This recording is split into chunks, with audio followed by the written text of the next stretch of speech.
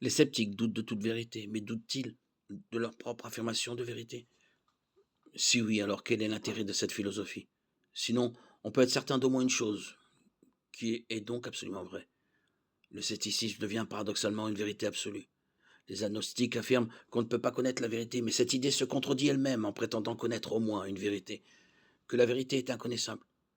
Les postmodernistes ne revendiquent aucune vérité particulière. La figure maîtresse de cette philosophie, Nietzsche, la décrit en ces mots. Qu'est-ce que la vérité?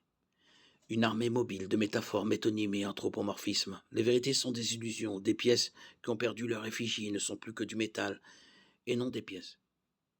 Ironiquement, tout en ayant en main des pièces qui ne sont plus que du métal, les postmodernistes affirment au moins une vérité absolue.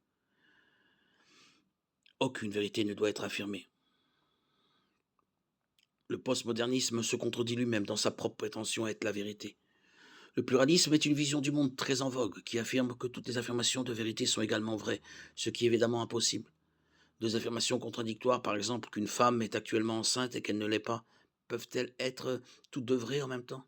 Le pluralisme s'effondre devant la loi de non-contradiction qui affirme qu'une chose ne peut être à la fois A et non A, au même moment et dans le même sens. Un philosophe a dit avec humour que quelqu'un qui croit que la loi de non-contradiction est fausse, donc que le pluralisme est vrai, doit être battu et brûlé jusqu'à ce qu'il reconnaisse qu'être battu et brûlé est différent de ne pas l'être. À noter aussi que le pluralisme se revendique comme vrai et affirme que tout ce qui le contredit est faux, contredisant ainsi ses propres fondements. L'esprit derrière le pluralisme est une attitude de tolérance ouverte. Le pluralisme confond cependant la valeur égale de toutes les personnes avec celle de toutes les affirmations de vérité. Tous les hommes sont égaux, mais pas toutes les affirmations de vérité. Le pluralisme ne comprend pas la différence entre opinion et vérité, comme l'explique Adler. Le pluralisme n'est désirable et tolérable que dans le domaine du goût, pas dans celui de la vérité.